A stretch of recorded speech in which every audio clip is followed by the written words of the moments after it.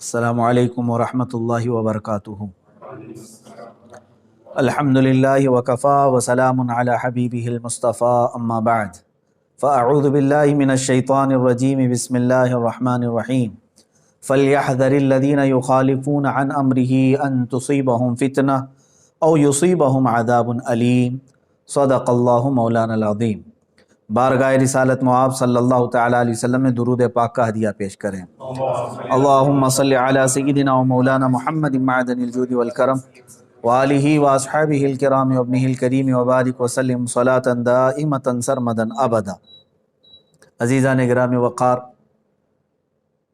مسلسل کئی سالوں سے ہم اپنے ملک کے حالات دیکھتے آ رہے ہیں، بد سے بدتر ہوتے جا رہے ہیں۔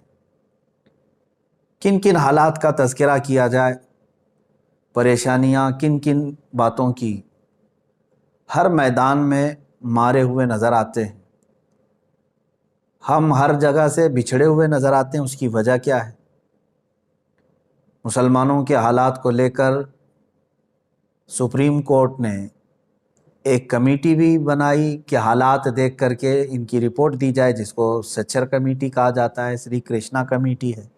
اس میں جو حالات لکھے گئے ہیں وہ ہندوستان کے شیڈول کاسٹ سے بھی زیادہ بدتر حالات ہیں، مسلمانوں کے حالات۔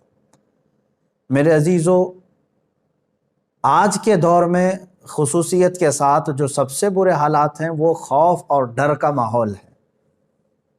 میں مسلمانوں سے ہی کہتا ہوں کہ اتنا خوف اور ڈر جو تمہارے دلوں میں آیا، جو ہزاروں نے لاکھوں لوگوں کو آج بزدل بنا رکھا ہے، یہ ڈر، خوف، ہر وقت ہر گھڑی لوگوں کو ظالموں کا خوف ستا رہا ہے۔ پتہ نہیں ہمارے ساتھ کیا ہو جائے گا، کیا نہیں ہوگا، کیا ہو جائے گا۔ اب میں آپ کو بتاتا ہوں کہ یہ سارے حالات کیوں آئے۔ ایک حدیث پاک حضرت ثوبان رضی اللہ تعالیٰ عنہ سے مروی ہے۔ رسول کریم صلی اللہ تعالیٰ علیہ وسلم ارشاد فرماتے ہیں، یوشک الامم ان تداعى علیکم کما تداعى الاکلۃ الی قصعتها۔ ان قریب میری امت پر ساری قومیں جھپٹ پڑیں گی جیسے کہ بھوکا برتن پہ جھپٹتا ہے۔ میری امت پر، حضور صلی اللہ تعالیٰ علیہ وسلم فرماتے ہیں، تم پر ساری امتیں جھپٹ پڑیں گی، ساری قومیں جھپٹیں گی، سب تمہیں نشانہ بنائیں گی، سب تمہیں ٹارگٹ کریں گی جیسے کہ بھوکا برتن پہ جھپٹ پڑتا ہے۔ فقال قائل من قلت نحن یومئذ، کسی ایک سوال کرنے والے نے اس وقت، صحابی نے حضور صلی اللہ تعالیٰ علیہ وسلم سے پوچھا، یا رسول اللہ صلی اللہ تعالیٰ علیہ وسلم، تو کیا ہماری تعداد کم ہوگی اس زمانے میں جو یہ ساری جماعتیں ہم پر جھپٹ پڑیں گی؟ اب جواب سنیں، رسول کریم صلی اللہ تعالیٰ علیہ وسلم ارشاد فرماتے ہیں، وَلَكِنَّكُمْ كَثِيرُونَ غُثَاءً كَغُثَاءِ السَّيْلِ۔ رسول پاک صلی اللہ تعالیٰ علیہ وسلم فرماتے ہیں، نہ، تمہاری تعداد تو بہت زیادہ ہوگی لیکن تمہاری حیثیت سمندر کے جھاگ کی طرح، سمندر کے جھاگ کی طرح کہ ہوا آئے تو یہ جھاگ اڑ جائے، جھاگ سمجھتے ہوں گے، جھاگ کی طرح تمہاری حیثیت ہوگی، کثیر تعداد میں ہو کر کے بھی کوئی معنی نہیں رکھتی۔ آج وہی پوزیشن ہے ہماری۔ آگے کی حدیث میں ہے، اللہ تبارک و تعالیٰ کے حبیب صلی اللہ تعالیٰ علیہ وسلم یہ ارشاد فرماتے ہیں، وَلَيَنزِعَنَّ اللَّهُ بِكُمُ الْمُحَابَةَ مِنْكُمْ۔ حضور پاک صلی اللہ تعالیٰ علیہ وسلم ارشاد فرماتے ہیں کہ تمہارے دلوں سے اللہ تبارک و تعالیٰ، جو تمہارے اوپر اللہ تعالیٰ نے ایک رعب رکھا ہے کافروں کے اوپر، وہ رعب ہٹا دے گا، تمہارا رعب ختم کر دیا جائے گا۔ وَلَيَقْذِفَنَّ اللَّهُ فِي قُلُوبِكُمُ الْوَهْنَ، اور تمہارے دلوں پر اللہ تعالیٰ خوف طاری کر دے گا، ڈر بٹھا دے گا، وہن آ جائے گا تمہارے اندر۔ جو پہلے سے دشمنان اسلام تم سے جو خوف رکھتے تھے وہ خوف ختم کر دیا جائے گا اور تمہارے دلوں میں وہن پیدا کیا جائے گا۔ پوچھا گیا وہن کیا ہے؟ اب یہی آتی ہے، اللہ کے حبیب صلی اللہ علیہ وسلم فرماتے ہیں، حب الدنیا و کراہیت الموت، دنیا سے بے پناہ لگاؤ رکھتا ہے اور مرنے سے خوف کھاتا ہے، مرنے سے ڈرتا ہے۔ یہ دو چیزیں تو مسلمان کی ہے ہی نہیں میرے عزیزو، دنیا میں مگن ہو جانا اور موت سے غفلت۔ ہمارے لیے موت تو رسول پاک صلی اللہ تعالیٰ علیہ وسلم کے دیدار کا ایک ذریعہ ہے، رب ذوالجلال سے ملاقات کا ذریعہ ہے۔ مسلمان کے لیے موت خوف کا سامان نہیں ہے. یہ دو چیزیں جب کسی کے دل میں آ جاتی ہیں، حب الدنیا، دنیا کی محبت، اور پھر موت سے بھاگنا، تو سمجھ لو تمہارے دلوں میں اللہ تعالیٰ دشمنان اسلام کا خوف بٹھاتا ہے. آج یہ جو خوف کا ماحول طاری ہے وہ دو وجوہات سے، اس کی دو وجوہات ہیں. یہی ہے حب الدنیا و کراہیت الموت. باہر نکلو ان تمام چیزوں سے، باہر نکل آؤ. مسلمان کے لیے تو علامہ اقبال نے کہا تھا کہ وہ صحابہ جو نہتے ہوتے تھے رسول پاک صلی اللہ تعالیٰ علیہ وسلم کے ساتھ چل پڑتے تھے، ان کے سینوں میں ذرا خوف کہیں خوف ہے؟ ارے لکڑیاں لے کر کے بدر میں آ گئے، خوف نام کی کوئی چیز نہیں، سامنے ایک بڑا لشکر جرار ہے، خوف بالکل نہیں تھا. وجہ کیا ہے؟ دیکھیں جب موت کا اور مرنے کا ڈر ساری طاری ہو جاتا ہے تو ہزار ہیلے بہانے اور مصلحتوں میں گھر جاتا ہے، پھر وہ بے غیرت ہو جاتا ہے، وہ ہر چیز کو برداشت کرنے لگ جاتا ہے. جیسے آج ہماری حالت ہے، ہر چیز کو برداشت کرنے لگ گئے، ہر چیز کو. کیا نہیں برداشت کر رہے آج آپ لوگ، کیا نہیں برداشت کر رہے؟ اب انتظار کرو اور اس سے بھی خطرناک چیزیں تمہیں دیکھنے کی ہیں. تمہارے گھر لوٹے جا رہے ہیں، تمہاری مسجدیں پامال ہو رہی ہیں، خانقاہوں کو اجاڑا جا رہا ہے، درگاہوں کو جلایا جا رہا ہے. کیا یہ سب چیزیں دیکھ کر برداشت نہیں کر رہے؟ ہر چیز کو برداشت کرنے کی طاقت آ جاتی ہے جب آدمی بے غیرت ہو جاتا ہے، بے غیرت ہو جاتا ہے. یہی پوزیشن آج ہماری ہے. سب کو دنیا کی مصلحتیں ستا رہی ہیں. بولوں گا تو پتہ نہیں کیا ہو جائے گا، مجھے پکڑ لیا جائے گا، مار دیا جائے گا. صحابہ اکرام جو نکلتے تھے رسول کریم صلی اللہ تعالیٰ علیہ وسلم کے ساتھ، ان کا مطلب یہ نہیں تھا کہ ہم نکل پڑیں گے راستے میں اور ایک بڑی چیز بنا لیں گے، جائیں گے تو مال غنیمت ملے گا اور پھر گھر بنا لیں گے. نہیں، علامہ اقبال نے کہا ہے شہادت ہے مطلوب و مقصود مومن، نہ مال غنیمت نہ کشور کشائی. وہ تو شہادت کو دیکھتے ہوئے نکل پڑتے تھے اور جہاں جاتے تھے رب تعالیٰ ان کے لیے راستے کشادہ فرماتا تھا. اور آج جو ڈر کا ماحول ہے، خصوصاً میں علماء سے کہوں گا، علماء کاملین آج بھی ایک سروے کے مطابق میں آپ کو بتاؤں صرف ہندوستان میں 3 لاکھ سے زیادہ مسجدیں جو رجسٹرڈ ہیں، باقی اس کے بارے میں مجھے نہیں معلوم. تو اتنے علماء بھی تو ہوں گے، اور جو غیر امام ہیں وہ کتنے ہیں؟ اور بڑی تعداد، لاکھوں کی تعداد میں علماء اسلام موجود ہیں. میں بڑے ادب کے ساتھ کہتا ہوں قابل علماء موجود ہیں. ہو سکتا ہے ان کو بہت ساری مصلحتوں نے گھیر رکھا ہے، بعض حالات ان کے بھی ایسے آ گئے کہ قوم نے بولنے سے روکا، کمیٹیوں نے روک دیا، معاشی حالات نے بولنے سے روک دیا. لیکن اے گروہ علماء، ان تمام بندشوں سے باہر نکل آؤ. اس لیے کہ میں آواز لگاتا ہوں علماء کو کہ ہم وارث ہیں فضل حق خیر آبادی کے، ہم وارث ہیں کفایت علی کافی کے. ہمارے اندر بزدلی نہیں آنی چاہیے، ہمارے اندر خوف اور ڈر کا ماحول نہیں آنا چاہیے. ڈرنے والے اور خوف کھانے والے وہ دشمنان اسلام ہیں. اللہ تبارک و تعالیٰ تمہارا رعب ان کے سینوں پر ڈالے گا. آپ نکلو. اب میں ہندوستانی مسلمانوں سے کہتا ہوں کہ اور کیا کیا چیزیں برداشت کرو گے؟ مجھے بتاؤ، اپنے دل پر ہاتھ رکھ کر کے بتاؤ، کیا اس سے بھی زیادہ خطرناک حالات تم دیکھنا چاہتے ہو؟ تم نے کیا نہیں دیکھا؟ چند سالوں پہلے ہماری مسجدیں شہید ہوئی تو آواز اٹھاتے رہے، کئی لوگ شہید بھی ہو گئے ایک مسجد کے نام پر. لیکن اب کے حالات دیکھیں، غیرت مار دیا انہوں نے. دنیا کی لالچ دے دے کر کے یا سیاست میں ان کو بانٹ بانٹ کر کے ایسی غیرت مار دیا کہ اب تو ہماری مسجدوں کے سینے پر کھڑے ہو کر کے اگر کوئی دوسرا اپنے مندر بنا لے تو کسی کو کچھ فرق نہیں پڑتا. آج میرے عزیزو یہ حالات بھی آج کے نہیں ہیں ہندوستان میں. نا انصافی پہ نا انصافی ہے. ایک کسی عام سے مزدور کو پکڑ کر کے 10-12 کتے موب لنچنگ کرتے ہیں. یہ بھی تو ہم حالات دیکھ رہے ہیں. چھوٹی سی چھوٹی چیزوں پر یہ پکڑ کر کے مارتے ہیں. اور ابھی قریب میں ایک حافظ قرآن کو مار ڈالا انہوں نے. اس طرح کے حالات ہم دیکھتے آ رہے ہیں. یہ ظلم پہ ظلم ہوتا جا رہا ہے. میرے عزیزو ایسی حالات تھے جب کفایت علی کافی رحمۃ اللہ علیہ اٹھے تھے، عنایت احمد کاکوروی رحمۃ اللہ تعالیٰ نے، فضل حق خیر آبادی رحمۃ اللہ علیہ یہ اٹھے تھے. اور تمہیں میں یہ بھی بتا دوں کہ ہندوستان کی آزادی کی آواز اٹھانے والے وہ علماء ذوی الاحترام تھے. ان کی زبانوں میں اللہ تبارک و تعالیٰ نے وہ طاقت عطا کی ہے کہ یہ انقلاب لا سکتے ہیں، انقلاب لا سکتے ہیں. لیکن اس کے لیے شرط دو ہی چیزیں ہیں، دو ہی چیزیں. آج لوگ جو شکایت کر رہے ہیں، بہت سارے لوگ یہ کہتے ہیں کس بیس پر آپ بول رہے ہیں، آپ کے آگے پیچھے کیا ہے، کون کھڑا ہے. ہم سے یہ سوال کرتے، ایمان والے اس طرح کا سوال کریں گے؟ اور اس طرح کی باتیں کہنا کہ آج دیکھیں دشمن پورے اکٹھا ہو رہے ہیں، تنظیمیں بنا رہے ہیں، مارچ پہ مارچ کر رہے ہیں، حکومتیں ان کے پاس ہیں، سیاست کے پورے اثر و رسوخ لے کر بیٹھے ہیں، ڈپارٹمنٹ لے کر کے بیٹھے ہیں، کورٹ لے کر کے بیٹھے. پتہ نہیں تمہیں کون ان تمام باتوں سے بزدل بنایا. اگر یہ تمام خیالات تمہارے ذہن میں آتے ہیں تو ایک مرتبہ میرے آقا صلی اللہ تعالیٰ علیہ وسلم کے وہ چہیتے صحابہ جو ابھی صرف 4000 کی تعداد میں تھے اور کسرا جیسے سپر پاور کو ختم کرنے کے فیصلے کر رہے تھے، فتح کرنے کی باتیں کر رہے تھے. قیصر و کسرا معمولی بات ہے، قیصر و کسرا کو فتح کرنے کی بات کر رہے ہیں.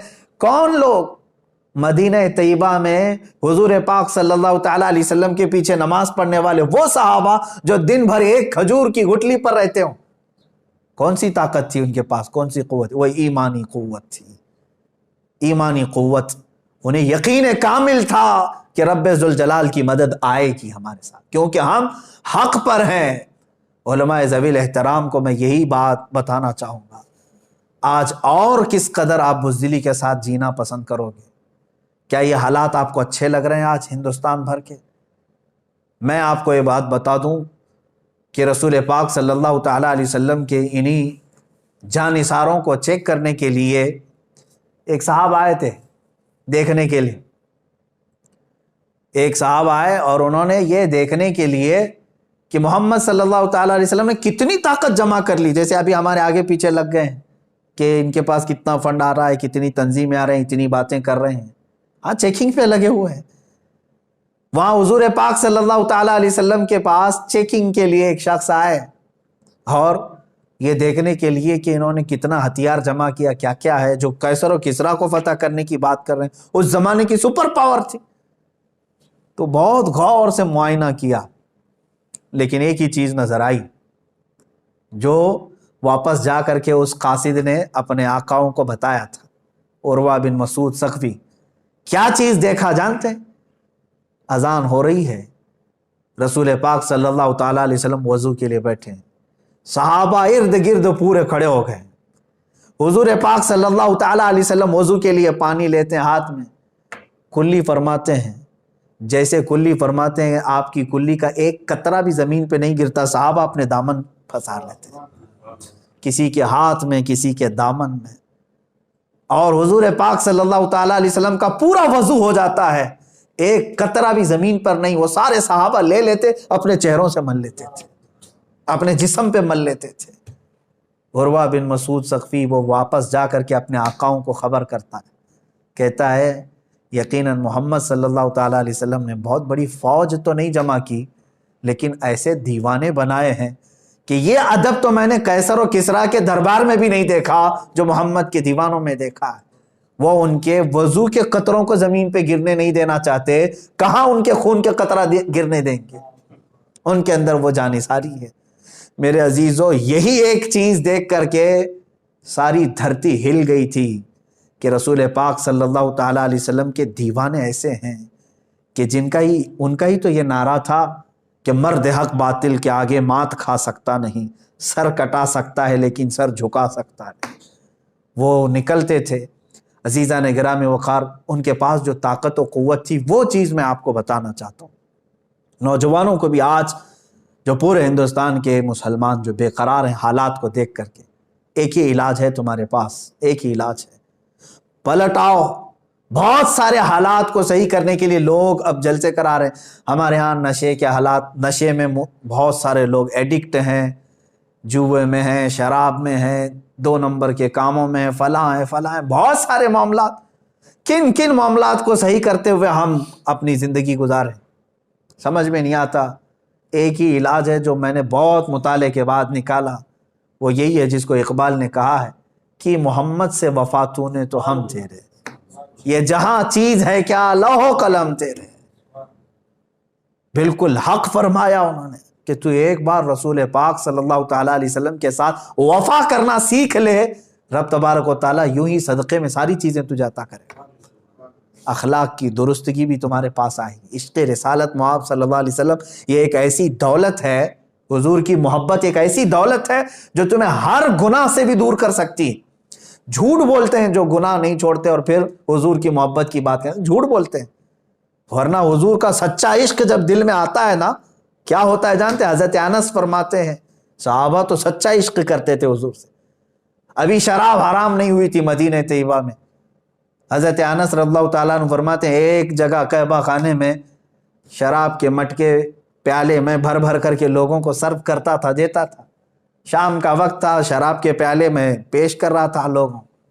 اچانک مدینے میں اعلان ہونے لگا، ایک اعلان کرنے والے منادی نے کہا اللہ کے نبی صلی اللہ تعالیٰ علیہ وسلم پر قرآن کی آیت نازل ہوئی کہ آج سے شراب حرام ہے۔ یہ اعلان ہو رہا تھا گلیوں میں۔ حضرت انس فرماتے ہیں جس کے ہاتھ میں جہاں پیالہ تھا وہیں سے چھوڑ دیا، کسی کے ہونٹوں تک گیا تھا تو وہیں سے چھوڑ دیا۔ یہ نہیں سوچا کہ جا کر کے حضور سے سن لے پہلے بات صحیح ہے کہ نہیں صحیح ہے۔ یہ اس کو کہتے ہیں عشق رسالت محمد صلی اللہ علیہ وسلم جب دل میں آتا ہے تو پھر آدمی حضور کی بات کا خیال کرتا ہے، نہ کہ اپنی پرانی لت کا خیال کرتا ہے۔ اپنی پرانی لتیں چھوٹ جاتی ہیں اگر سچی محبت آئے۔ ایک ہی علاج ہے میرے عزیزوں گناہوں کو چھوڑنے کا بھی، کہ محمد سے وفا تو۔ نمازوں کی پابندی نہیں ہوتی ہے نا، حضور سے محبت کر کے دیکھو تمہیں بستر کانٹے لگنے لگ جائیں گے، اٹھ جاؤ گے یا رسول اللہ صلی اللہ علیہ وسلم میں آپ کا چاہنے والا اور آپ سے محبت کرنے والا۔ آپ نے فرمایا نماز میں میری آنکھوں کی ٹھنڈک ہے، میں سو کر کے پسار کر کے آپ کو تکلیف تو نہیں دے سکتا، میرے محبوب ہیں آپ، ہر چیز کے تم پابند ہو جاؤ گے۔ ایک چیز تمہارے اندر آ جائے، حضور سے وفا کرنا سیکھو، رسول پاک صلی اللہ تعالیٰ علیہ وسلم کی وفاداری۔ عزیزان گرامی وقار، آج میں جو بات عرض کر رہا تھا وہ علماء ذوی الاحترام کے لیے حالات کی سنگینی کے اعتبار سے۔ آپ کیا سوچتے ہیں کہ ہمارے پاس کچھ نہیں ہے، سیاسی لوگ نہیں ہے، طاقت نہیں ہے، سب کچھ ان کے پاس ہے، ساری چیزیں ان کے پاس رہنے دو، سب ان کے پاس رہنے دو۔ میرے عزیزوں پہلے بھی ایسا ہی رہا ہے، حضور صلی اللہ تعالیٰ علیہ وسلم نے دعوت شروع فرمائی، صحابہ نہتے رہے، سب کچھ ان کے پاس تھا۔ ارے بدر کے میدان میں رات بھر طبلے بج رہے تھے، رقص و سرور کی محفلیں ہو رہی تھی اور گوشت بھونے جا رہے تھے، اور ادھر صحابہ اکرام رضوان اللہ تعالیٰ علیہ مجمعین بغیر چپل کے ہیں، اکثر کے ہاتھ میں تلواریں نہیں ہیں، سونے کے لیے ان کے پاس کوئی چیز نہیں ہے، سب کچھ ہونے کے باوجود بھی رب ذوالجلال نے فتح یابی کسے عطا فرمائی، پوری تاریخ جانتی ہے۔ اب اس کے لیے ہونا کیا چاہیے تمہارے پاس؟ ہونا کیا چاہیے؟ وہ دو چیزیں ہیں جن کو اقبال نے کہا ہے، دو بہت عظیم تلواریں ہیں تمہارے پاس، یقین محکم عمل پہ ہم، جہاد زندگانی میں ہے یہ مردوں کی شمشیریں۔ دو چیزیں تمہارے پاس اگر آ گئی، پختہ یقین اللہ کی ذات پر اور میرے رسول پاک صلی اللہ تعالیٰ علیہ وسلم کی ذات پر، کہ میں کسی اور کا کتا نہیں، میں رسول پاک صلی اللہ علیہ وسلم کا وفادار ہوں۔ حضرت سفینہ رضی اللہ تعالیٰ عنہ ایک صحابی ہیں، وہ جنگل میں گئے تھے، راستہ بھٹک گئے تھے، ایک شیر دہاڑتا ہوا آ گیا، شیر، جنگل کا شیر دہاڑتا ہوا آ گیا، تو جیسے ہی وہ قریب آیا تو حضرت سفینہ نے کیا فرمایا جانتے ہیں؟ اس صحابی نے کہا انا مولا رسول اللہ صلی اللہ علیہ وسلم، اتنا کہا میں رسول اللہ کا غلام و خادم ہوں۔ وہ شیر دم ہلاتا ہوا وفادار کتے کی طرح آپ کو مدینے تک چھوڑ گیا۔ میرے عزیزو، یہ اگر تمہارے اندر یقین محکم آ جائے، یقین محکم پختہ یقین آ جائے، تو پھر مجھے وہ اقبال کا شعر یاد آتا ہے، نکل کر کے صحرا سے جس نے الٹ دیا تھا تخت روما کو، نکل کر کے صحرا سے جس نے الٹ دیا تھا تخت روما کو، سنا ہے قدسیوں سے میں نے کہ وہ شیر پھر ہوشیار ہوگا، وہ شیر پھر ہوشیار ہوگا، لیکن اس شیر کو ہوشیار ہونے کے لیے یقین پختہ ہونے کی ضرورت ہے۔ یقین پختہ کرو۔ علماء ذوی الاحترام سے میں بارہا گزارش کرتا ہوں کہ آپ اپنے منصب کا استعمال کرو، آپ نائب رسول ہیں، رسول پاک صلی اللہ تعالیٰ علیہ وسلم کی نیابت کا تاج آپ کے سروں پر رکھا گیا ہے، آج امت آپ کی نگہبانی کی طرف دیکھ رہی ہے۔ اگر 1000 مصلحتوں کے بہانے کرو گے تو یاد رکھنا ایک بڑی بات ہے جو بار بار ہمیں ہلاتی ہے، وہ یہ ہے کہ حضور صلی اللہ تعالیٰ علیہ وسلم کی عزت پر حملے ہو رہے ہوں، جیسے آج ہندوستان کے حالات ہیں۔ ایک غلیظ پاکھنڈی جو دنیا کا سب سے غلیظ انسان اور سب سے بڑا آتنکوادی جو میرے دیش میں رہ رہا ہے، زہر اگل رہا ہے، زہر پہ زہر اگل رہا ہے، اور رسول پاک صلی اللہ تعالیٰ علیہ وسلم کی عزت پر حملے کر رہا ہے۔ اس غلیظ انسان کی گالیاں سننے کے بعد میرے عزیزوں کھانا پھیکا ہو جانا چاہیے، راتوں کی نیند اڑ جانی چاہیے، علماء کی بھی، تمام مشائخ کی بھی، تمام مسلمانوں کی بھی۔ کیا تمہیں معلوم نہیں ہے کہ رسول پاک سے کمال محبت کا نام ہی ایمان ہے؟ اور ایسے حالات میں ہم اس کو سن کر کے خاموش رہ جائیں تو پھر ہمارے ایمان پر بھی سوال آتا ہے۔ میں جو بات عرض کر رہا تھا وہ یہ ہے کہ حضور کی عزت پر حملہ ہو رہا ہو اور پھر کوئی حضور صلی اللہ تعالیٰ علیہ وسلم کی عزت کی حفاظت کی بات کر رہا ہے، نہیں میں باہر نکلوں گا حضور کے لیے، حضور کی عزت کے لیے میں باہر نکلوں گا، اور پھر سوچتا ہے میری سیکورٹی کیا ہے، میری سیفٹی کیا ہے، تو فرمایا وہ جھوٹا آدمی ہے، جھوٹا آدمی۔ رسول پاک صلی اللہ تعالیٰ علیہ وسلم کی عزت پر جب بات آئے تو صحابہ جیسا وہ عشق آنا چاہیے کہ انہوں نے کبھی نہ اپنا گھر دیکھا نہ کوئی اپنے حالات دیکھے، بلکہ میرے آقا کے پیچھے چل پڑے۔ جنگ خندق کا موقع ہے میرے عزیزوں، حضور پاک صلی اللہ تعالیٰ علیہ وسلم مہینہ بھر جنگ خندق کے موقع پہ مصروف رہے۔ بڑی سخت ان کے لیے آزمائش کا یہ موقع تھا، جس کو سورۃ الاحزاب قرآن پاک میں بھی آئی، جنگ احزاب بھی کہتے ہیں۔ یہاں سے پلٹ رہے تھے جنگ خندق سے، درمیان میں صحابہ اکرام زخمی ہیں، ہاتھوں میں خون رس رہا ہے، کئی جگہ تیروں کے نشان ہیں، بیچ راستے میں جبرائیل امین علیہ السلام تشریف لائے۔ عرض کیا یا رسول اللہ صلی اللہ علیہ وسلم، رب تعالیٰ کا حکم ہے کہ یہیں سے آپ بنو نذیر کا معرکہ سر کرنے کے لیے نکل پڑے۔ ابھی مدینہ نہیں پہنچے، خندق سے مدینہ صرف 5 کلومیٹر کا فاصلہ ہے، آدھا راستہ طے کیے، جبرائیل امین آئے۔ کتنا ٹائم لگتا مدینے جانے کے لیے؟ حضور پاک صلی اللہ تعالیٰ علیہ وسلم نے صحابہ کو مخاطب کر کے کہا، اے میرے صحابہ، جبرائیل امین آئے ہیں اور کہہ رہے ہیں کہ یہیں سے بنو نذیر کا بھی معرکہ سر کرنا ہے۔ جو غدار ہو گئے رسول پاک صلی اللہ علیہ وسلم کو، جنہوں نے دھوکہ دیا بنو نذیر، ان کا بھی قلعہ کما کرنا تھا۔ صحابہ کو جو تھکے ہوئے ہیں، زخمی ہیں، صحابہ نے، پورے صحابہ میں سے ایک نے بھی یہ نہیں کہا یا رسول اللہ صلی اللہ علیہ وسلم گھر بار میں دیکھ کے آ جاتا ہوں، مرہم پٹی کر کے آتا ہوں، کپڑے بدل کے آ جاتا ہوں، نہا دھو کے آ جاتا ہوں، دوا لے کر کے آ جاتا ہوں، بلکہ انہی زخمی حالت میں چور چور ہیں زخموں سے، اس وقت بھی وہ کہتے ہیں یا رسول اللہ دیر کس بات کی، چلے ہم آپ کے پیچھے ہیں، چلے ہم آپ کے ساتھ ہیں، لبیک یا رسول اللہ۔ یہ صحابہ کا جذبہ تھا، جس کے بعد اللہ تبارک و تعالیٰ ان کے لیے مدد پہ مدد اتارتا تھا۔ یہاں بیٹھ کر کے تسبیح گھما کر کے لوگ کہتے ہیں اللہ کی مدد کیوں نہیں آ رہی ہے، اللہ کی مدد کیوں نہیں آ رہی ہے۔ اگر تسبیح گھمانے سے ہی مدد آنی تھی تو رسول پاک صلی اللہ علیہ وسلم مدینے سے 160 کلومیٹر نہیں چل کر کے جاتے، حضور خود مدینے میں بیٹھ کر کے دعا کرتے تو سب سر ہو جاتا۔ اللہ رب العزت کا دستور یہ ہے کہ تم اپنے ہاتھ پیر چلاؤ، تم باہر نکلو، میدان میں آؤ، اپنے عمل کو پیش کرو، پھر اللہ تمہاری مدد فرمائے گا۔ اب میں یہاں پر ڈر اور خوف کے ماحول کو ختم کرنے کے لیے چند باتیں عرض کروں گا۔ کس سے خوف کھاتے ہو؟ ظالموں سے، موجودہ حکومتوں سے، کہ یہ پریشر کریں گے۔ میرے عزیزو، یہ اس سے بڑھ کر کے تمہارے لیے سعادت کی بات کیا ہے؟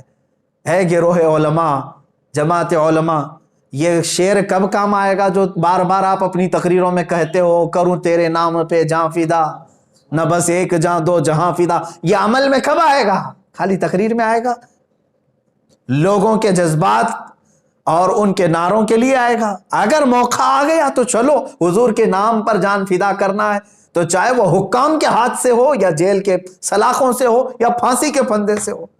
حضور پاک صلی اللہ تعالیٰ علیہ وسلم کی عزت پر جب بات آ گئی ہے تو ہونا تو یہی چاہیے تھا کہ کلیجہ پھٹ جائے۔ آج اتنی غلیظ گالیاں سننے کے بعد آدمی آپے سے باہر ہو جاتا ہے۔ میرے عزیزو، آپ کے باپ کو اور ماں کو کوئی گالی دے دے تو آپ برداشت نہیں کرتے، پولیس اسٹیشن بعد میں جاتے ہیں، پہلے ہی اس کے ساتھ آپ پتہ نہیں کیا کیا معاملات کر جاتے ہیں۔ یہاں مجھے حیرت ہو رہی ہے، افسوس ہے اس بات. یہ باتیں میں اس لیے عرض کر رہا ہوں کہ اب مجھے امید نہیں رہ گئی کہ یہ حکومت وقت ہمارا کچھ سنے گی، اس لیے کہ جگہ جگہ پردرشن، جگہ جگہ پروٹیسٹ، FIR، کیا نہیں کر لیا ہم لوگوں نے. سب لوگ گہار لگاتے تھک گئے. یہ صاف اپنا بتا رہی ہیں موجودہ حکومتیں کہ ہم ایسے غلیظ پاکھنڈیوں کی حمایت میں. اگر یہ ان کی حمایت نہیں کر رہے ہوتے تو یہ کھلے سانڈ کی طرح گھوم رہے ہوتے آج. یہاں تو ایسا ہے کہ موجودہ حکومت کے کسی ایک منسٹر پر کوئی کامیڈی کر لے تو اسے جیل ہو جاتی. کروڑوں مسلمانوں کے رسول صلی اللہ تعالی علیہ وسلم کی کردار کشی وہ بار بار کر رہا ہے.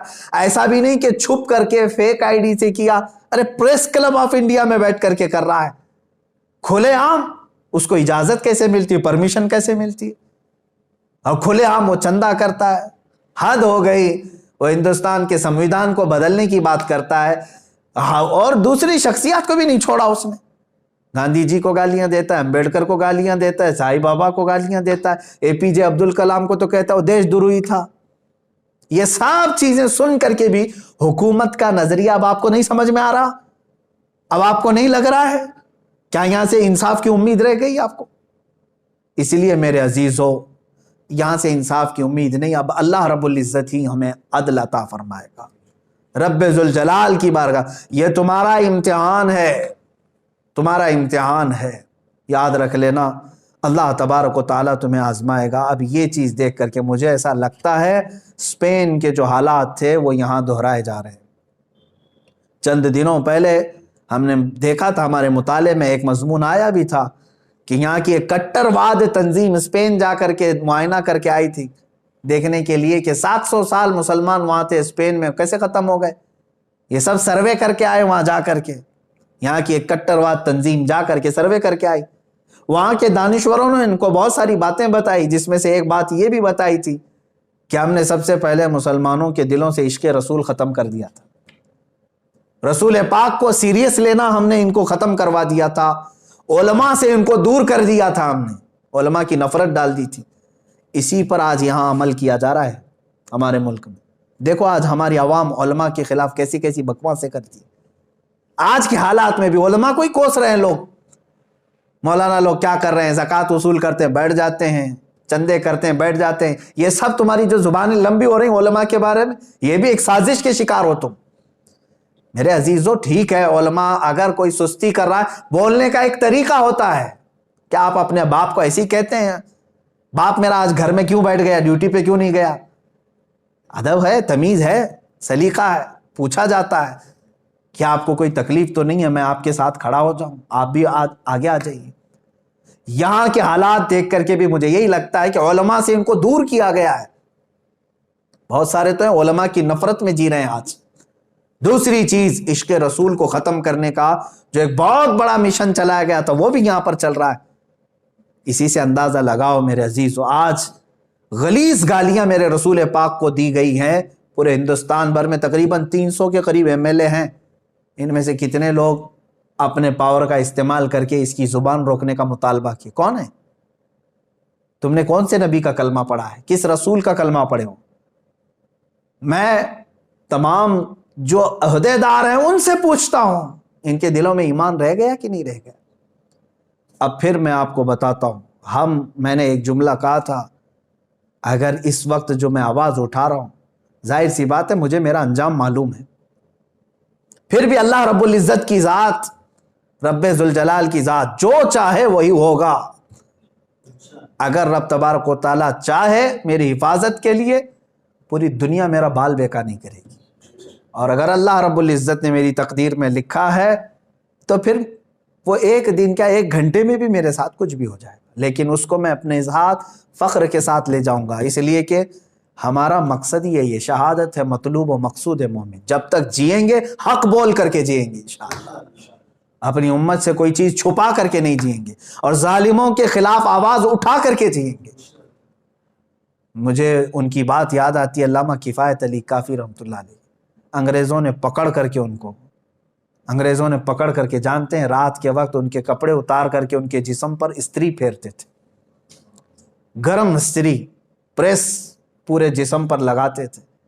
جب چمڑی جل جاتی تھی، ظاہر سی بات ہے پریس لگ جائے جسم پر، چمڑی جل جائے، ایک عالم ربانی کی بات کر رہا ہوں، جب جسم جلتا تھا تو وہ انگریز نمک آپ کے جسم پر چھڑکتے تھے، اس جلی ہوئی چمڑی کے اوپر نمک چھڑکتے تھے، لیکن اس عالم باوقار نے، عالم حقانی نے ایک بار بھی ٹس سے مس ہونے کا فیصلہ نہیں کیا، کبھی ارادہ نہیں کیا، مسلسل کئی دنوں تک یہ تکلیف ان کو دی گئی۔ اس کے بعد مراد آباد کے بھرے چوراہے میں لا کر کے مجمع عام کے سامنے ان کو پھانسی پر لٹکایا گیا۔ جب ان کو لا کر کے سارے مجمع میں پھانسی دی جا رہی تھی تو مجمع تھا اس وقت بھی، لوگ کچھ رو رہے تھے، کچھ دیکھ رہے تھے۔ کفایت علی کافی رحمۃ اللہ علیہ کے متعلق لکھا گیا ہے کہ جب وہ جا رہے تھے تو ان کی پیشانیوں پر ذرا برابر بھی کوئی فکر کے آثار نہیں لگ رہے تھے، خوشی سے جا رہے تھے، خوشی سے جا رہے تھے۔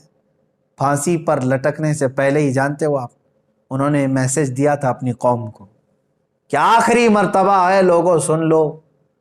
اگر ان کی آخری کوئی خواہش تھی تو صرف اتنی تھی کہ ایک بار رسول پاک کی شان میں نعت پڑھ لیں، جس کے لیے ہم نے زندگی گزاری۔ اور کیا کہا بھی کیا انہوں نے، اللہ اکبر، کوئی گل باقی رہے گا نہ چمن رہ جائے گا، پر رسول اللہ کا دین حسن رہ جائے گا، سب فنا ہو جائیں گے حشر تک، سب فنا ہو جائیں گے کافی وہ، لیکن حشر تک نام حضرت کا زبانوں پر چلن رہ جائے گا۔ یہ پورا کا پورا سسٹم لے کر کے بھی اسلام کے خلاف کھڑے ہو جائیں۔ ایک پاکھنڈی زہر اگل رہا ہے ایک جگہ گوفے میں بیٹھ کر کے، کیا سمجھتا ہے کہ اسلام کو ہلا دے گا؟ یاد رکھنا، اسلام یہ گڈی گڈے کا کھیل نہیں ہے، اس کی جڑیں تحت الثری میں ہیں اور اس کی شاخیں اوج ثریا پر ہیں۔ الحمدللہ اسلام تیری نبض نہ ڈوبے گی حشر تک، تیری رگوں میں رواں خون ہے چار یار کا۔ یہ سب سسٹم لے کر کے بھی اسلام کا کچھ نہیں کریں گے، بس اتنا ہے کہ یہ اپنی غلاظت اور اپنی حیثیت بتانے کے لیے بار بار اس طرح کے آ جاتے ہیں۔ میں یہ کہنا چاہتا ہوں اے علماء ذوی الاحترام سے اور اے سنی مسلمانوں، خوف نہ کرو، ڈرو مت، حق بولنا سیکھو، مصلحتوں سے نکل آؤ۔ ایک دن موت آنی ہے نا ہماری، کیا اس میں بھی تمہیں شک ہے؟ ہو سکتا ہے کہیں چھوٹ جائے گی موت، ہو سکتا ہے بچ جاؤ، اس میں شک ہے؟ ہر ایک کو پتا ہے موت آنی ہے، لیکن کیا ہی اچھا ہوتا کہ حضور پاک کے عزت پر مر جائیں، دنیا سے جانا ہے نا، دنیا سے رسول پاک صلی اللہ تعالیٰ علیہ وسلم کے نام پر جائیں، یہ کتنے سعادت کی بات ہوتی۔ اور علامہ فضل حق خیر آبادی، اب بہت سارے لوگ مجھے بھی یہ کہہ رہے تھے جیل میں ڈال دیں گے اور وہ کر دیں گے، گرفتار کر دیں گے۔ میرے عزیزوں، ان تمام چیزوں کو تو بہت پہلے سے سوچتا ہوں، انتظار کرتے ہیں، کوئی مسئلہ نہیں ہے۔ مظفر کو مقید نہ سمجھ اے سیاد، میری اسیری بھی سنت آبائی ہے، ہمارا قید ہونا بھی ہمارے آبا و اجداد کی سنت ہے۔ علامہ فضل حق خیر آبادی، عنایت احمد کاکوروی، دو ایسے بزرگ ہیں میرے عزیزوں، جلیل القدر علماء ہیں، زندگی پوری ان کی کالا پانی میں سزا کے طور پر کٹ گئی، وہیں ان کی قبر ہے، جزیرہ انڈمان نکوبار، آج بھی علامہ فضل حق خیر آبادی رحمۃ اللہ علیہ کی وہیں قبر بھی۔ ایک باوقار عالم ربانی کو بغیر کسی قصور کے پوری زندگی وہاں ختم کرا دی گئی جیل میں، اور وہیں شہادت بھی پائی انہوں نے۔ اور پھر آج کے زمانے میں ہزار مصلحتوں کو ڈھونڈتے ہو تو میرے عزیزوں پھر ان کا نام کس زبان سے لیتے ہو؟ اسی لیے میں کہتا ہوں علماء کو چاہیے فخر سے کہیں کہ ہم کفایت علی کافی کے وارث ہیں اور فضل حق خیر آبادی کے وارث، اور ان کا جو وارث ہوگا انشاءاللہ العزیز وہ تختہ دار کو بھی چومے گا اور جیل کی سلاخوں کو بھی محبوب کائنات صلی اللہ علیہ وسلم کے دیدار کا گھر سمجھے گا۔ ہاں، یہ بھی ہم نے بزرگوں سے سنا ہے کہ جب حکام سختی پر آ جائیں، ظالم تمہارے اوپر سوار ہو جائیں تو خوف نہ رکھنا، ڈرنا مت۔ ہوگا کیا ہے جانتے؟ امام احمد بن حنبل رضی اللہ تعالیٰ، اللہ علماء حق کی ایک ایسی مثال، جب ظالم پورے تخت کے ساتھ تھے، حکومت کے ساتھ تھے، سب ان کے ساتھ تھا۔ امام احمد بن حنبل کے زمانے میں ارے خلیفہ اسلام بڑا طاقتور ہوا کرتا تھا، آپ نے فتویٰ اس کے خلاف دیا تھا، اور جو حق تھا اہل سنت و جماعت کا موقف وہ دیا تھا۔ اس پاداش میں بادشاہ نے قید کیا آپ کو، خلیفہ نے ایک بار نہیں 3 لوگ آئے، خلیفہ کے بعد اس کا بیٹا ہے، اس کے بعد اس کا، 3 بادشاہ بدلے، تینوں نے قید کیا، اور امام احمد بن حنبل کو جبہ اٹھا کر کے کوڑے مارنے کا حکم دیا تھا۔ کوڑے لگوائے جاتے تھے، کوڑے ایسے کہ ایک کوڑا آج کے زمانے میں لگ جائے تو چمڑی تمہاری کوڑے سے لگ کر کے آ جائے گی۔ امام احمد بن حنبل 4 اماموں میں سے ایک امام ہے۔ ایک مرتبہ کا واقعہ ملتا ہے کہ جلاد جب کوڑے لگا رہا تھا، بدن کھلا تھا، تہبند بدی ہوئی تھی، لنگی صرف، تہبند نیچے کھسکنے لگ گئی، کھلنے لگ گئی۔ کوڑوں پر تو آپ روتے نہیں تھے، چلاتے نہیں تھے، تہبند جب نیچے اترنے لگی، سطر کھلنے لگا تو آپ کو غم ہو گیا، کیا میں بے سطر ہو جاؤں گا؟ حق بات کے لیے میں نے آواز اٹھائی تو کیا رب تبارک و تعالیٰ مجھے بے سطر کر دے گا، بے آبرو ہو جاؤں گا؟ اتنا آپ کے ذہن میں خیال آیا اور رونے لگے۔ اچانک جلاد نے دیکھا غیب سے 2 ہاتھ آئے اور ان کی تہبند کو پکڑ لیا، 2 ہاتھ برآمد ہوئے اور ان کی تہبند کو پکڑ لیا۔ پھر امام احمد بن حنبل خوشی سے کھڑے ہو گئے، جلاد کو کہا تو اپنا آپ کام جاری رکھ۔ میرے عزیزو، کس کے ہاتھ تھے؟ کون آیا تھا؟ جب ظالم اپنے پوری طاقت دکھانے کے لیے سر پر آ جائیں، کوڑے بھی ماریں، تو یاد رکھنا میرا بھی یہ وجدان کہتا ہے وہ کسی اور کے ہاتھ نہیں، وہ صرف رسول اللہ کے ہوں گے۔ میرے آقا صلی اللہ تعالیٰ علیہ وسلم کی مدد نازل ہوگی۔ تو اگر اللہ رب العزت نے آپ کے پاس زبان دیا ہے اور آج کے زمانے میں سوچنے اور سمجھنے کی قوت دیا ہے، تو آج امت بڑی قسم پرسی کے عالم میں ہے۔ آج ہمارا مستقبل داؤ پر لگا ہوا ہے۔ ایک بات بتا کر کے میں رخصت ہونا چاہتا ہوں، یاد رکھنا، امام غزالی رحمۃ اللہ تعالیٰ علیہ کی وہ بات مجھے یاد آتی ہے۔ آپ نے فرمایا امت کے سامنے جب رسول پاک صلی اللہ علیہ وسلم کی توہین ہو رہی ہو اور امت اپنی عیاشیوں میں مصروف ہو، کھا رہی ہو، پی رہے ہو، سو رہی ہے، تو امت کو چاہیے کہ تھوڑے دن اور انتظار کرے، ان کے ساتھ کیا حشر ہوگا۔ فرماتے ہیں ان کی عورتیں، ان کی بچیاں باہر لائی جائیں گی، بیچی جائیں گی، نیلام کی جائے گی، ان کی ماں اور بہنوں کی عزت، اور یہ کچھ نہیں کر سکیں گے، ان کے بچے مار دیے جائیں گے۔ وہ وقت بھی ہمارے ساتھ آئے گا، کیونکہ اب جب رسول پاک کی عزت یہاں پر محفوظ نہیں رکھی گئی تو پھر اب کس کی عزت سلامت رہے گی؟ قرآن کو گنڈوں کی کتاب کہا جا رہا ہے، اسلام کو ڈاکوؤں کا دین کہا جا رہا ہے۔ میرے آقا صلی اللہ تعالیٰ علیہ وسلم کو اتنے بھدے الفاظ، معاذ اللہ، رب ذوالجلال کی شان میں بھی بکواس، بچا کیا اب تمہارے پاس؟ بچا کیا؟ ہمارے پاس جو کچھ بھی ہے جینے کے لیے میرے عزیزو، یہ ظالم دنیا والے سمجھتے ہوں گے یہ اتنا کیوں چلا رہے ہیں، انہیں معلوم نہیں ہے اسلام میں اور دیگر مذاہب میں فرق کیا ہے۔ کھانے پینے، اٹھنے، اچھلنے کودنے، تیوہار کرنے اور کپڑے پہننے کا نام اسلام نہیں ہے۔ اسلام تو ایک روحانیت ہے جو عظیم رشتے کا نام ہے۔ اگر رسول پاک صلی اللہ تعالیٰ علیہ وسلم سے اس کا رشتہ نہیں ہے تو اسلام ہی نہیں ہے اس کے پاس۔ بمصطفیٰ رسام خیش کے دی ہماؤست، اقبال نے کہا ہے، اپنے آپ کو رسول اللہ تک پہنچا دے، یہی دین ہے۔ اگر بہو نہ رسیدی تمام ابو لہبیس، اگر تو رسول پاک تک نہیں پہنچا تو تیرے میں اور ابو لہب میں کوئی فرق نہیں ہے۔ وہ تو حضور کے بہت قریب تھا، چاچا تھا، لیکن پہنچا نہیں رسول اللہ تک۔ میرے عزیزو، یہ ایک بات یاد رکھ لیں کہ رسول پاک صلی اللہ تعالیٰ علیہ وسلم کی توہین ہو رہی ہو اور امت خاموش رہے تو تمہارے ساتھ اب جو مستقبل میں ہونے والا ہے وہ بہت خطرناک ہے، بہت خطرناک ہے۔ آج اگر بیدار نہیں ہوئے تو پھر تم بہت دنوں تک پچھتاؤ گے۔ معاذ اللہ رب العالمین، ایک شخص نے یہ تحریر لکھ کر کے کہا تھا، سعودی عرب میں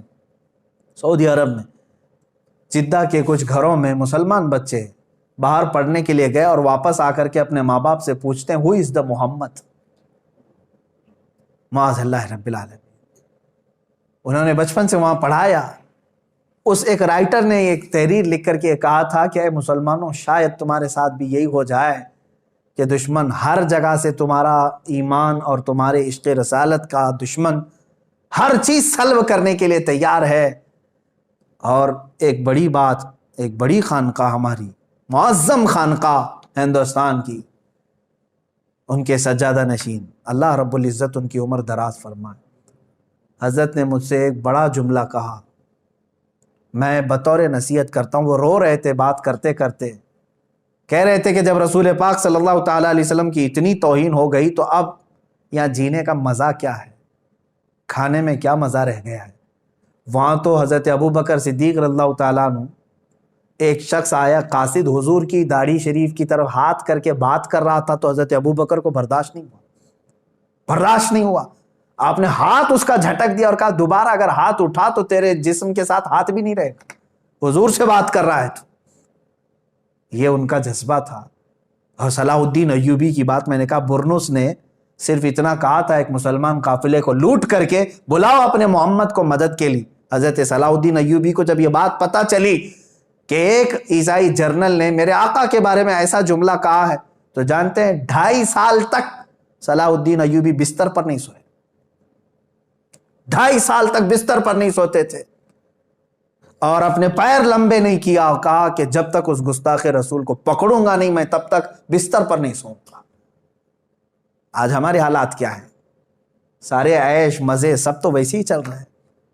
علماء اور خانقاہیں، آپ کیا سمجھتے ہیں خانقاہیں کس کے نام پر چل رہی؟ رسول پاک صلی اللہ علیہ وسلم کے نام پر. اگر آج حرکت نہیں آئی ہمارے اندر تو پھر سب کچھ چھین لیا جائے گا، کوئی چیز باقی نہیں رہے گی تمہارے ہاتھ میں، کوئی چیز نہیں. مٹتے ہوئے بھی ہم نے دیکھا ہے بہت سارے لوگوں کو، تاریخیں ختم ہو جاتی ہیں، قومیں پوری کی پوری ختم کر دی جاتی ہیں اگر میرے آقا صلی اللہ تعالیٰ علیہ وسلم سے وفاداری نہیں کی. میں آپ سے پوچھتا ہوں، مسلمانوں سے بھی، علماء سے بھی، ارے زندگی بھر رسول پاک کا نام لے لے کر کے کھاتے رہے، زندگی بھر انہی کا صدقہ تو کھاتے رہے. جب میلاد آئے تو حضور کے نعتیں، قصیدے، سب ہماری تقریریں، ہماری زندگیاں حضور کے نام پر ہی تو کھا رہے ہیں. آج جب رسول پاک کی شان پر ہرزہ سرائی ہو رہی ہے تو ہماری حرکت دیکھی جائے. یہ امتحان کا وقت ہے، یہ ہمارے امتحان کا وقت ہے. میں آج یہاں عام طور پر میسج دیتا ہوں پورے علماء، ایک ساتھ آواز اٹھاؤ، ایک ساتھ آواز اٹھاؤ. یہ نہیں کہ اکا دکا آدمی کوئی کہہ رہا ہے، نہیں، ہر ایک کی ذمہ داری ہے، ہر ایک کی ذمہ داری ہے. ابھی پولیس پرشاسن مجھ سے یہ سوال کر رہے تھے کہ مولانا بہت مسلمان ہیں ہندوستان میں، آپ ہی کو کیوں تکلیف ہو رہی ہے؟ یہ سوال عجیب ہے. میرے عزیزوں، میں نے یہی کہا کہ مجھے دوسروں کا مطلب نہیں ہے، میں سب کا ٹھیکہ لے کر نہیں بیٹھا، لیکن مجھے درد ہوا، میں آواز اٹھایا. میں یہاں سے یہ کہنا چاہتا ہوں کہ سارے مسلمانوں کو درد ہو، آواز اٹھائیں کہ یہ بند کیا جانا چاہیے، ناٹک بند کیا جائے اور ایسے لوگوں کو کھلے عام نہیں چھوڑا جانا چاہیے، پاگل کتوں کو اندر بند کر دینا چاہیے. یہ آواز کیوں نہیں اٹھاتی؟ حکومت وقت سے مطالبہ کیوں نہیں کیا جاتا؟ سخت سے سخت ایکشن لینے کا مطالبہ کیوں نہیں کرتے؟ میرے عزیز، میں مانتا ہوں علماء اپنے تئیں سب کر رہے ہیں، میں کسی کا انکاری نہیں ہوں. الحمدللہ ہماری خانقاہیں اپنے لیٹر پیڈ سے احتجاج کر رہی ہیں، یا میدان میں آ کر کے احتجاج کر رہی ہیں، یا اپنی تقریروں سے احتجاج کر رہے ہیں، لیکن اس آواز کو مؤثر بنائیں. وہ مؤثر بنانے کے لیے اپنے دلوں سے خوف نکال دیں. اس لیے کہ میرے آقا صلی اللہ تعالیٰ علیہ وسلم نے فرمایا، افضل الجہاد کلمۃ الحق عند السلطان الجائر. سب سے افضل جہاد ظالم بادشاہ کے سامنے حق بات کرنا. آج تمہارے پاس یہی موقع ہے، حق بات بولو اور سر چڑھ کر کے بولو. اس لیے کہ ہم اپنے گھر کی بات نہیں کر رہے ہیں. عزیزان گرامی وقار، بات بہت طویل ہو گئی. آج کے حالات کے اعتبار سے میں پورے لوگوں کو یہ کہنا چاہوں گا، مستقبل تمہارا بہت خطرے میں ہے. نہ سنبھلو گے تو مٹ جاؤ گے. اے ہندی مسلمانوں، تمہاری داستان تک نہ رہے گی داستانوں میں، تمہاری داستان تک نہ رہے گی داستانوں میں. تم اگر صرف خرافات میں رہ گئے آج، واہیات میں رہ گئے اگر آج، تو پھر یاد رکھو تمہارا سخت ترین سوال ہوگا، تم سے سخت ترین پوچھ تاچھ ہوگی اللہ کی بارگاہ میں. رسول کریم صلی اللہ تعالیٰ علیہ وسلم کی عزت کی خاطر تم کیا کرتے تھے؟ یہ سوال تو ہوگا میرے عزیز. علماء سے بھی ہوگا، مشائخ سے بھی ہوگا، جوانوں سے بھی ہوگا، سب سے ہوگا. ہاں، جو بات میں کہہ رہا تھا وہ بیچ میں بھول گیا. بڑی خانقاہ کے بڑے بزرگ ہیں، اللہ انہیں سلامت رکھے، انہوں نے ایک بات یہ کہا کہ مولانا اب تو مجھے ایسا لگ رہا ہے کہ بزدلی ایسی چھا گئی ہے کہ اب تو شادیاں ہماری ہوں یا ہم اپنے بچے پیدا کریں کس کام کے. میں نے کہا حضرت ایسی مایوسی کی بات کیوں کر رہے ہیں؟ کہا اس لیے کہ شرم آتی ہے اور حیا آتی ہے کہ آج حضور پاک صلی اللہ تعالیٰ علیہ وسلم کو برسر عام گالیاں دی جا رہی. اب تک ایسا نہیں ہوتا تھا. چھپ کر کے فیک آئی ڈی میں کوئی بول دیا, ادھر سے ادھر کہیں کتابوں میں, یا کوئی چھوٹا موٹا ادھر ادھر, لیکن اب پوری حکومت کی پشت پناہی کے ساتھ اس کو ساری مدد فراہم کی گئی ہے. ارے باڈی گارڈ ہیں پورے جس کے آس پاس, اور اس سے زہر اگلوایا جا رہا ہے. تو حضرت نے یہ فرمایا کہ اب ہمارے سامنے جب اس قدر غلاظت بکی جا رہی ہے تو پھر اس طرح کی بزدل بچے پیدا کر کے کیا مطلب کیا رہ جاتا ہے. لیکن میرے عزیزو یہ بہت بڑی بات ہے. اگر اسی طرح سے تم بزدل رہو گے تو ایک بات یاد رکھ لینا, منتشر ہوگے تو کستوں میں صفایا ہوگا, متحد رہو گے تو کہلاؤ گے مومن و غازی. انشاءاللہ العزیز رب تبارک و تعالیٰ کی مدد آئے گی, ضرور آئے گی. 100% سے بھی زیادہ ہمیں یقین ہے کہ مولا ہماری مدد فرمائے گا.